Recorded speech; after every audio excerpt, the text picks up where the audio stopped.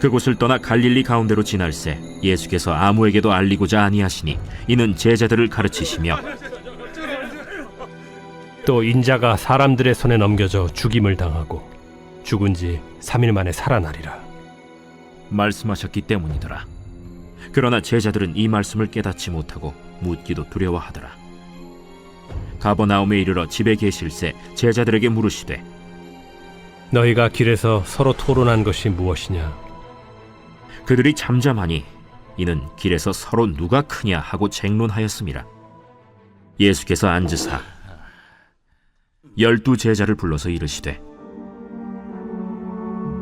누구든지 첫째가 되고자 하면 무사람의 끝이 되며 무사람을 섬기는 자가 되어야 하리라.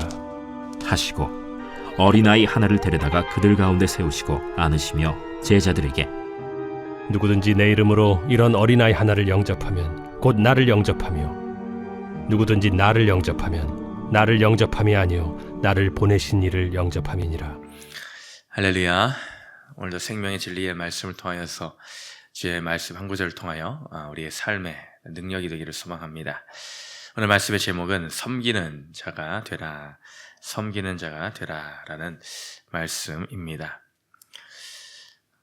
어제 예수님께서는 귀신 들린 한 아들을 둔 아버지의 그 외침에 응답하심으로 할 수 있거든요. 무슨 말이냐? 믿는 자에게 능치 못함이 없다라는 그 말씀의 메시지를 심어주시면서 믿음에 대한 것을 강조하시며 제자들에게는 더 나아가서 그들의 믿음으로 기도하지 않음을 일깨워 주시는 장면을 함께 보았습니다. 그뒤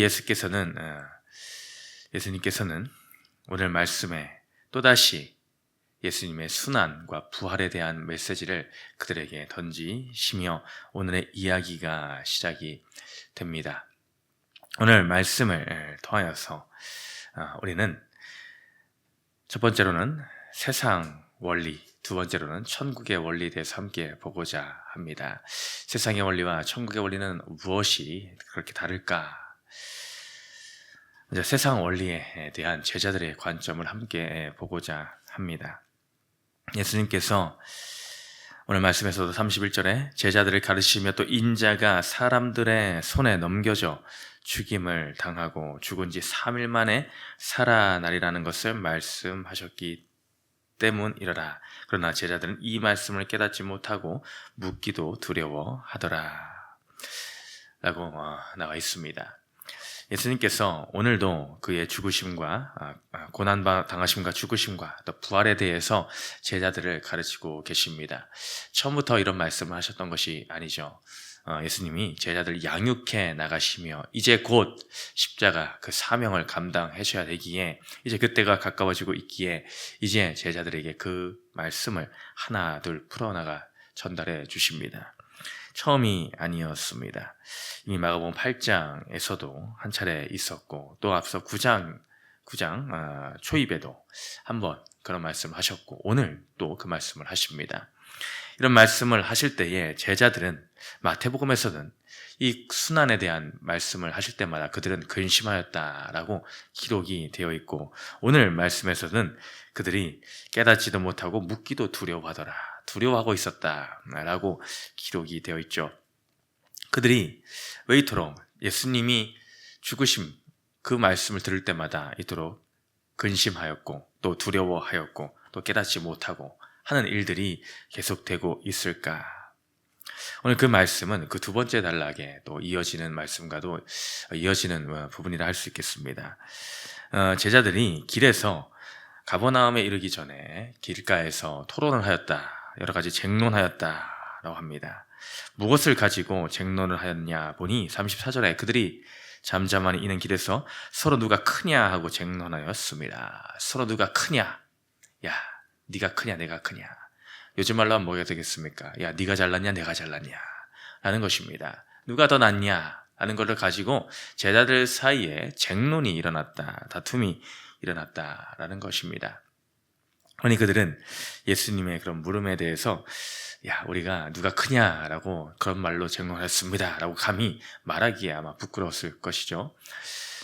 그리고 이런 대화를 하고 있었습니다. 이것은 그들이 오늘 첫 번째 단락의 주제와 같이 그들이 세상 원리, 세상 논리에 가득하여 있던 그들의 중심을 드러내는 장면이다라고 할 수가 있습니다. 그들은 세상의 것, 땅의 것에만 관심이 있던 자들이었다는 것입니다. 앞서 마가복음 8장에서도 이 예수님의 순환에 대해서 이야기했다 했습니다. 그 순환의 장면이 나온 배경이 어땠는가? 제자들에게 예수님이 야, 사람들이 나를 누구라 하느냐라고 했을 그때에 야, 더러는 엘리야, 더러는 뭐 선지자 중에 하나라고 하더이다. 그리고 예수님께서 너희들은 나를 누구라 하냐라고 할 때에 베드로가 놀라운 신앙의 고백을 하지 않습니까? 주는 그리스도시요 살아계신 하나님의 아들이라고. 그때 예수님은 베드로를 향해서 야, 바요나 시몬아, 네가 참 복이 있도다라는 말씀을 해주셨습니다. 그 뒤에 예수님은 순환을 예고하셨습니다. 많은 사람들이 내가 붙잡힐 것이고 내가 고난을 받고 또 죽고 3일 만에 살아날 것이다 라고 할 그때에 베드로가 8장 32절에서 예수님을 붙들며 항변하였다라고 합니다. 그런 일이 있어서는 안 됩니다. 그래서는 안 됩니다 라고 항변을 했다라는 것이죠. 그때 예수님은 베드로를 좀 전까지 칭찬하였던 모습에서 돌변하셔서 사탄아 물러가라 라는 말씀을 하시지 않습니까? 베드로가 이토록 항변했던 것, 붙잡았던 것, 물론 스승의 그런 고난당하는 것을 안타까워하는 제자의 마음도 있었겠죠. 그러나 이 장면들이 거듭되면서 그들이 근심하고 두려워하고 했었던 그 배경에는 은연중에 깔려있는 것은 바로 성공입니다. 성공, 세상적인 성공. 이 예수님을 통해서 그토록 고대하고 기다리던 메시아 상을 보았고 이분이 구약시대에 그토록 예언하였던 그분인가.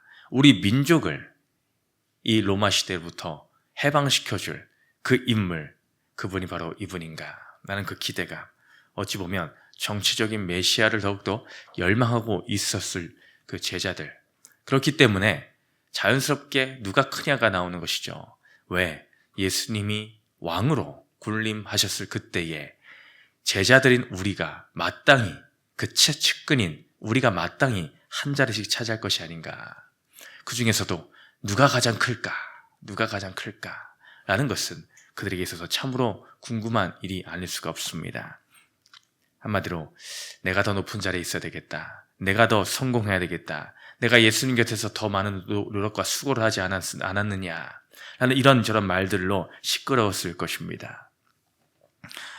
오죽하면은 나중에 보면은 야고보 요한의 어머니까지 찾아와서 그런 이야기를 하겠습니까? 주님이 높은 자리에 있을 그때에 우리 아들을 좌우에 좀 놔달라고. 이런 것들이 변함없이 우리들의 발목을 잡는 것들입니다.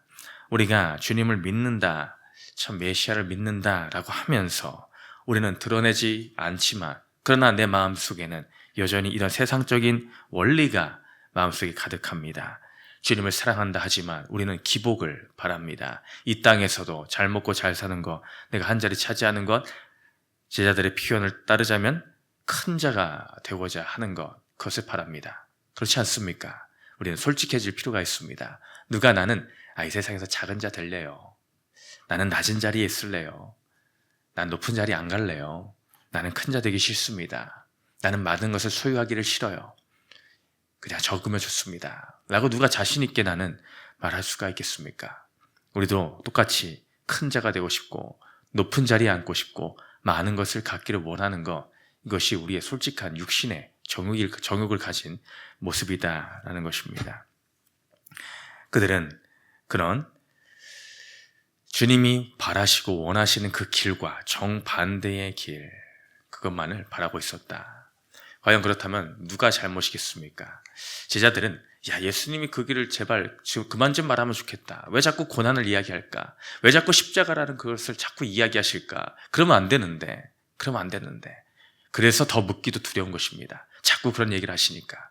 그런 얘기를 듣기를 싫으니까. 그러니 묻기를 두려워하고 근심할 수밖에 없었다. 깨달기가 싫었다라는 것입니다. 오늘 말씀에서는 깨닫지도 못하고 라고 되어 있는데 단순히 깨닫지 못하고를 넘어서 그들은 깨닫기 싫었던 것은 아닐까. 깨닫기 싫었던 것은 아닐까. 나의 마음에도 하나님 말씀이 나에게 떨어지는 것이 두려워서 깨닫기를 멀리하고 있는 선택을 오히려 하고 있지는 않습니까? 그래서 더 말씀을 보기를 싫어하고 기도하기를 싫어하고 하는 부분은 있지는 않는가. 오늘 우리는 세상의 원리를 속히 내려놓아야 될 줄을 믿습니다. 그러면 또 나아가 하늘나라의 원리, 천국의 원리는 무엇이냐라는 것입니다. 예수님께서 그들이 서로 잘났네라고 다투고 나서 그 뒤에 집에 들어가 앉으사 12제자를 불러 가르치십니다. 대놓고 그것은 잘못된 것이구나 라고 직설적으로 말하는 대신에 한 어린 아이를 앞에 안으시며 이야기하시죠. 누구든지 첫째가 되고자 하면 무사람의 끝이 되며 무사람을 섬기는 자가 되어야 하리라 하시고 어린아이 하나를 데려다가 그들 가운데 세우시고 안으시며 제자들에게 이르시되 누구든지 내 이름으로 이런 어린아이 하나를 영접하면 곧 나를 영접하며 누구든지 나를 영접하면 나를 영접함이 아니요 나를 보내신 이를 영접함이라 라고 시각적으로 알려주십니다. 그들은 이 말씀을 들을 때 과연 어떤 깨달음을 얻었을까? 주님은 너희가 첫째가 되고자 하느냐? 그 전곡을 찌르시죠. 너희 마음에 그래 둘째도 셋째도 아닌 너희들은 다 첫째가 되고자 하는 그 마음, 큰 자가 되고자 하는 마음이 아주 크구나. 그렇다면은 너희는 어떻게 하면 큰 자가 될 수 있는지 아느냐? 이때 이 땅에서의 큰 자를 주님은 알려주고자 하시는 것이 아닙니다. 하늘나라에서의 큰 자를 알려주시는 것입니다. 이 땅에서의 소망을 갖고 사는 인생에서 저 하늘의 소망을 갖고 사는 인생, 하늘의 원리를 가르쳐 주시는 것이죠. 그렇다면 너희는 이 땅 가운데서 무사람을 섬기는 작은 자가 되어야 될 것이다. 그것을 알려주십니다. 너희는 어린아이 하나를 바라볼 때에 어떻게 여기느냐? 그 어린아이를 대하는 너희 태도는 또한 어떠하냐라고 구체적인 것까지 알려주신 것입니다. 우리는 사람을 대할 때도 세상적인 원리에 사로잡혀서 큰 자 앞에 작아집니다. 많은 것을 소유한 자 앞에 주눅이 듭니다. 높은 자리 앉아있는 사람 앞에 굽신되게 되어 있습니다. 그런데 너희가 어린아이를 바라볼 때는 어떠하는가? 어린아이를 바라볼 때 동일한 현상이 너희들 가운데 있느냐, 태도가 있느냐라는 것입니다. 교회 안에서 어린아이들이 뛰어놀고 하는 모습들을 바라볼 때에 우리는 어떤 심령을 가지고 있습니까? 어린아이 한 영혼을 바라볼 그때에 내가 교회 안에서 영향력이 있어 보이고 좀 힘 좀 있어 보이는 사람을 대하는 것 같이 그렇게 어린아이를 바라보고 있으십니까? 한 영혼 어린아이를 바라보는 그 심령, 예수님은 그 어린아이 한 명을 섬기기 위해서도 하늘 보좌를 버리시고 이 땅 가운데 오셨습니다.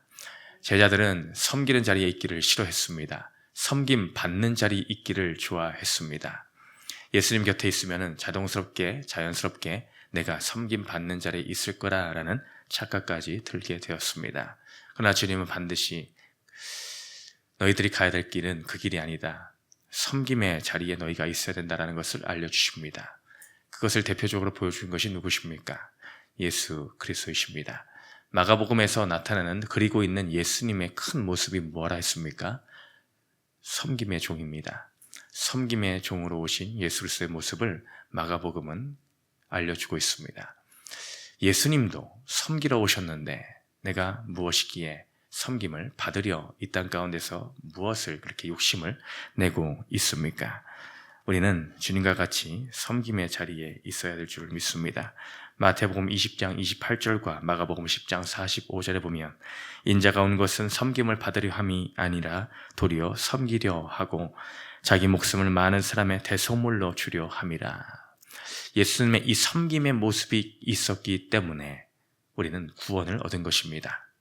나 같은 자를 섬기러 오셨기 때문에 나는 하늘의 소망을 가질 수 있게 된 것입니다. 누군가에게 하늘의 소망을 전하고 싶으십니까? 그럼 우리는 그 사람을 섬겨야 됩니다.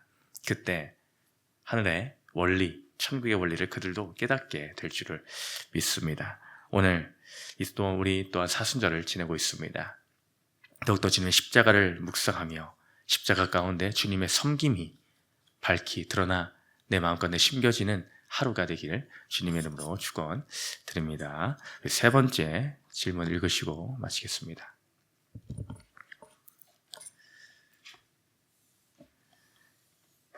시작. 오늘 내가 예수님의 이름으로 영접해야 할 작고 연약한 사람은 누구입니까?